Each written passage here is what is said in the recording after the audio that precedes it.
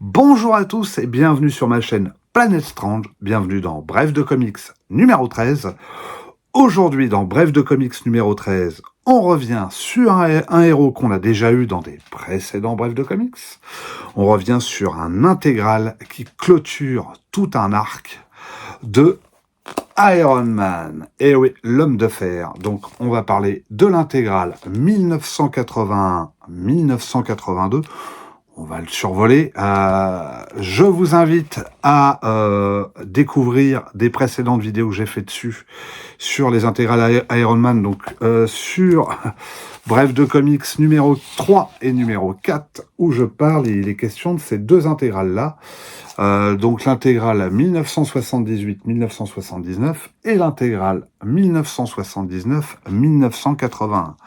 Pourquoi donc parler de ces deux précédents tomes et de celui-ci? Tout simplement parce que nous bouclons tout un arc sur Iron Man que je considère un peu comme l'âge d'or de Tête de Fer. Donc avec évidemment le même tandem, David Michelinie, John Romita Jr. et Bob Layton, le grand, l'immense Bob Layton. S'il doit y avoir 3 intégrales d'Iron Man que vous devez avoir, c'est ces 3 volumes. J'insiste bien là-dessus.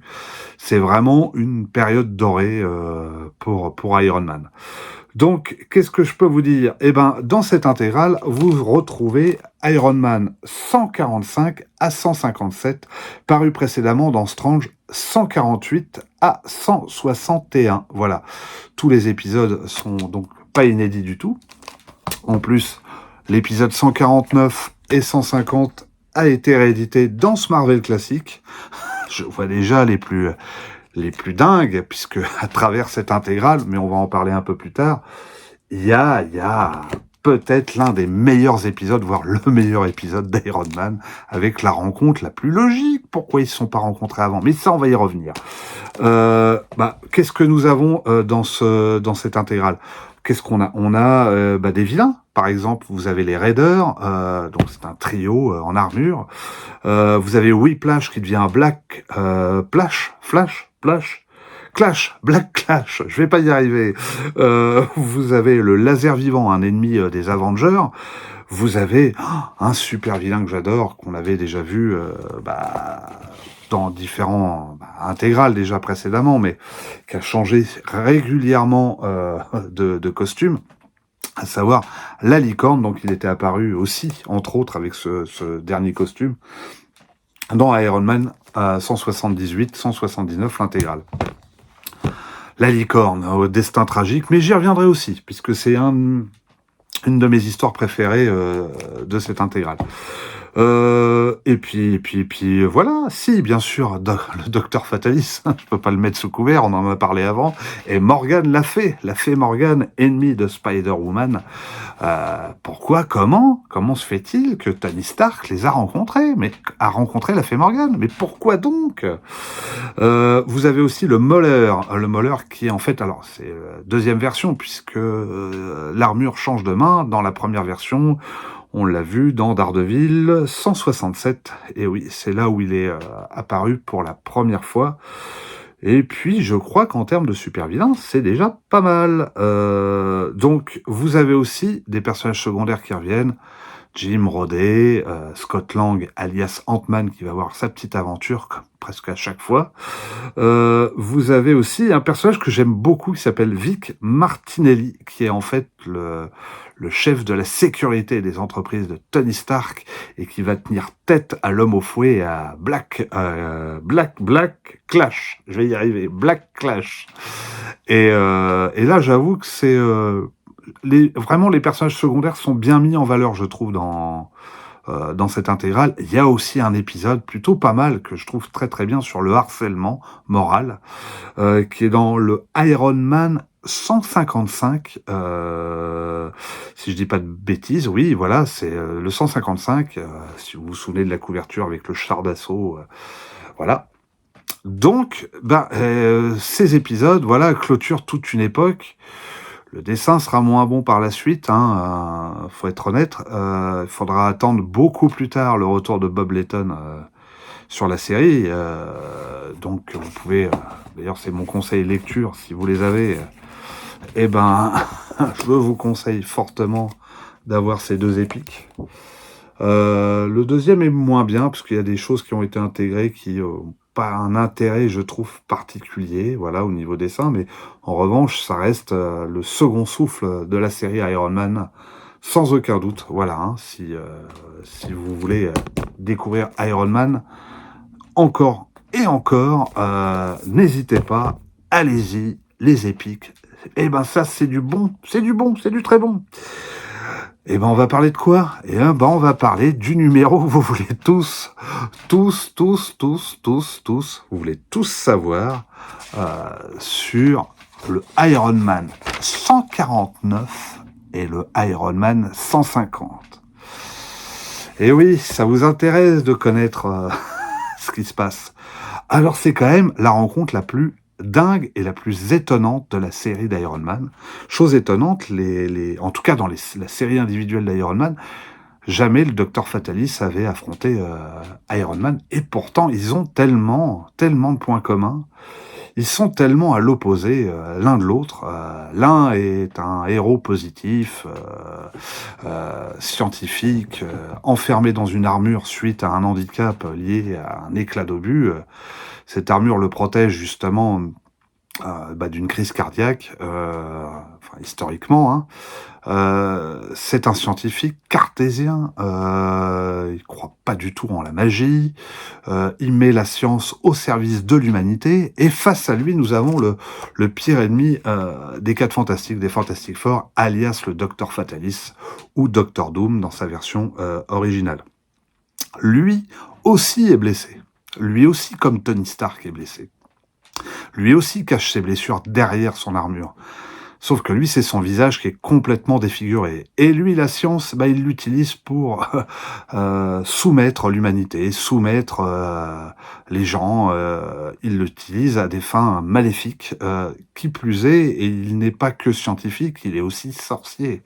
Donc il flirte avec la magie noire, ce qui est à contrario de ce que défend Tony Stark. Alors comment on a fait pour réunir ces deux personnages dans cet épisode mythique, enfin ces deux épisodes mythiques? Voilà, des composants électroniques de Tony Stark, enfin de Stark Enterprise ou Stark Industries, ont été vendus en Latverie à Pépère. Et alors là, ça le fait pas du tout, quoi.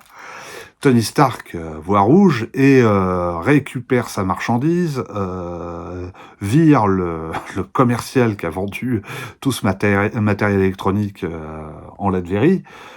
Et l'histoire pourrait s'arrêter là, sauf que Fatalis en a besoin pour sa machine à voyager à travers le temps. Il en a besoin. Il essaie de récupérer un maximum de pouvoir mystique auprès de sorciers de différentes époques afin de sauver sa mère des enfers. Et là, il a un adjoint, un certain Hopman, professeur Hopman, docteur Hopman, je ne sais pas. En tout cas, le frère d'un Hopman que Fatalis a fait assassiner dans une aventure des 4 Fantastiques en 1969. Ce Hopman est très très aigri et il veut se débarrasser de Fatalis. Parallèlement, Iron Man décide de régler ses comptes directement avec le roi de Latverie. Et là, il y a une belle baston qui s'opère entre les deux. Et Hopman en profite, déclenche la machine à voyager dans le temps et les projette dans le passé. Mais à quelle époque ils vont atterrir? Dites-moi. Ils vont atterrir à l'époque du roi Arthur. Et oui, Fatalis avait programmé sa machine à l'époque des Chevaliers de la Table Ronde. Pourquoi? Probablement pour entrer en contact avec la plus puissante des magiciennes de l'époque, excepté Merlin l'Enchanteur, évidemment, mais pour rencontrer la fée Morgane. Et voilà, Fatalis et Iron Man se retrouvent piégés à l'époque du roi Arthur. Ils arrivent devant la cour du roi Arthur, devant les chevaliers de la table ronde, et si Iron Man montre patte blanche pour et essaie d'amadouer le roi Arthur, Fatalis met en avant son sceau de roi et explique que lui aussi il est roi. Les deux personnages vont cohabiter pendant un temps à Camelot, mais Fatalis va utiliser ses dons d'hypnose pour s'enfuir et retrouver le château de la fée Morgane. La fée elle-même est piégée à l'intérieur du château avec un bout d'un morceau de Excalibur. Il arrive devant elle et lui demande de l'aide pour sauver sa mère des enfers. La fée Morgane dit oui, je veux bien t'aider. Mais en contrepartie, tu vas conduire mon armée face à Arthur et aux chevaliers de la table ronde. Elle va donc ressusciter une armée de morts-vivants que Fatalis va évidemment accompagner pour affronter la cour du roi Arthur et Iron Man. Iron Man est un peu sur ses réserves parce que son armure, il ne peut que la recharger qu'avec l'énergie du soleil. Pas de prise électrique au Moyen-Âge, les enfants. C'est très compliqué. Donc, qu'est-ce qui se passe? Il limite ses pouvoirs et son activité en énergie pour pas épuiser complètement son armure. Après 2-3 baignes et accrochages avec Fatalis et ses morts-vivants, Iron Man comprend que la menace ne vient pas directement de Fatalis, mais de la fée Morgane, et décide de l'affronter directement. Il va réussir, après plusieurs épreuves, en affrontant un dragon, entre autres, ou une créature ailée, et à réussir à rentrer dans la forteresse de la fée Morgane. À l'intérieur, la fée va s'enfuir, alors qu'en fait, elle avait, depuis le début, le moyen de fuir cette forteresse. Allez savoir pourquoi. Les morts-vivants vont s'effondrer. Le docteur Fatalis, furibond, débarque dans le château de la fée Morgane pour affronter Iron Man, mais Tony Stark va le mettre face à un fait accompli. Nous sommes piégés au Moyen-Âge. Le seul moyen de s'en sortir, c'est de s'associer et de construire une machine à voyager dans le temps avec nos armures. Il y a une scène avec une tension incroyable où les deux protagonistes éteignent leurs armures face à face en comptant, en faisant un décompte de 3 jusqu'à 1. C'est, voilà, tout ça pour dire que, mais pourquoi on n'a pas eu ça avant avec le Docteur Fatalis? Mais oui, ça coulait de source que cet homme était l'ennemi de Tony Stark, plus que celui finalement de Reed Richards. On a affaire à deux personnages qui se ressemblent et qui sont les faces d'une même pièce. Alors des suites à ce récit, il y en a eu. Oui, mais ça n'a pas été de toute réussite. Dans ce Marvel classique, par exemple, vous avez, je vais y arriver, dessiné par Bob Layton, évidemment. Vous avez 2 épisodes, le 249 et que vous voyez ici, c'est cet épisode-là, et le 250, évidemment pour faire écho au 149 et au 150, où cette fois-ci, les deux protagonistes vont se retrouver dans le futur. D'ailleurs, ils n'hésitent pas à utiliser une planche qui nous est familière pour ceux qui voient à quoi je fais référence. D'ailleurs, je peux vous le faire voir tout de suite aussi sur le récit. Hop, vous voyez, vous l'avez là aussi, concernant le 150. Et il y a eu une autre suite, ils ne se sont pas embêtés, qui est parue dans cet Iron Man hors série, numéro 3. Et dessiné par qui, scénarisé par qui? Par David Michelinie et Bob Layton. Mais oui, messieurs. Et c'est dans Iron Man Legacy of Doom 1 et 2 de juin et juillet 2008. Voilà, donc, mais c'est pareil, je trouve que voilà, on retrouve pas la fraîcheur, le côté épique de ce récit, du premier récit, donc du 149 au 150.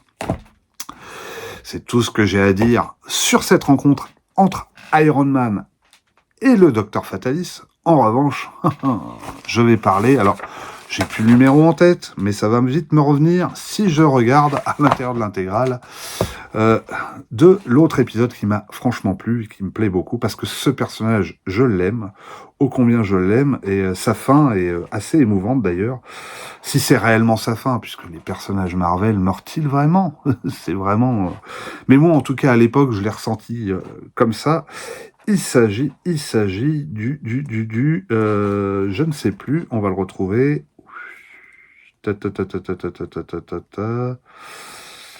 Et allons-y. Voilà, le 154.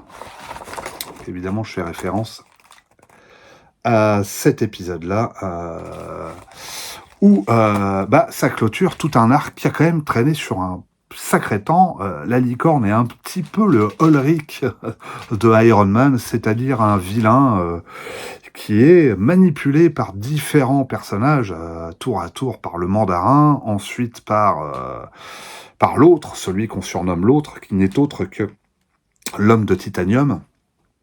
Et enfin, on a la conclusion de ce récit.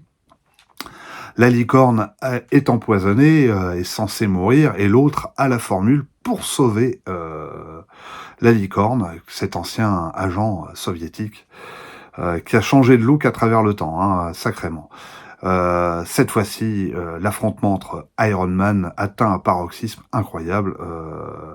La folie, dans les dessins on le retrouve, la folie de la licorne est à son comble. Ce combat-là, Iron Man va le perdre. Et il est sur le point de mourir au dernier coup de grâce de la licorne. Mais Iron Man va révéler la vérité à la licorne, et la licorne décide de partir. Quelle vérité?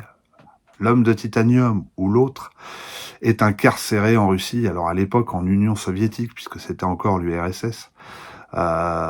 Donc, il décide de partir et s'enfuit,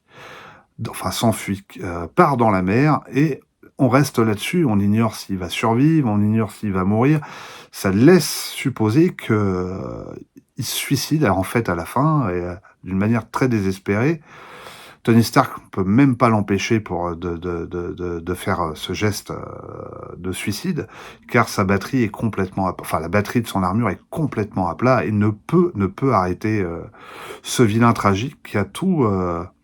je trouve qu'il y a tout d'un personnage qui aurait pu être un héros aussi, quelque part. Et voilà, donc ainsi se termine, en tout cas à ma connaissance. Donc si vous avez d'autres éléments d'information concernant la licorne après, parce que mon grand regret c'est qu'on l'ait plus jamais revu, en tout cas pendant plusieurs années, dans la série Iron Man. Mais si vous avez des infos sur ce qu'il est devenu, s'il est réapparu ou pas du tout, n'hésitez pas, vous le mettez dans les commentaires, et c'est avec plaisir, je dis bien avec plaisir, que je vous lirai et que je vous répondrai. Et ça rajoutera beaucoup d'éléments et d'informations à ce personnage. Voilà, j'espère que ce bref de comics vous a plu, hein. Donc, je vous conseille d'acheter celui-là, si vous l'avez pas, l'intégrale Iron Man 1980-1982, mais pour bien faire, commencez peut-être par le début. Commencez par cette intégrale, l'intégrale Iron Man 1978-1979, ensuite l'intégrale 1979-1981, vous allez voir, les armures sont magnifiques, splendidement bien dessinées. Et puis, ainsi se termine tout un arc, toute une époque magnifique, de la fin des années 70 au début des années 80. C'est l'époque où j'ai découvert Iron Man, comme beaucoup d'entre vous d'ailleurs, je pense, qui regardaient ma vidéo. Je suis sûr que vous aussi, vous avez des anecdotes à raconter. N'hésitez pas, bien sûr. Et puis voilà, quoi. Je suis un peu triste d'ailleurs que ça se finisse comme ça, parce que moi, les prochaines intégrales... peut-être faire l'impasse, je sais pas, je vais voir. Je me tâte. En tout cas, j'ai pour moi ce que j'aime le mieux sur Iron Man, je l'ai là, donc bon. Donc, si la vidéo vous a plu, n'hésitez pas, vous me mettez un petit pouce bleu, ça me fait plaisir. Partagez, commentez, et puis, vous savez quoi? Je vous dis à une prochaine émission. Alors... à une prochaine émission, un prochain Badaboom, parce que j'ai pas mal d'ouvrages à mettre en avant, et un bulle d'air à venir, quand, je ne sais pas, quand j'aurai fini de le monter. En tout cas, je vous embrasse tous, et je vous dis à très très bientôt sur ma chaîne, et puis n'oubliez pas, le Parigot, vaut mieux l'avoir sur YouTube. Bisous à tous.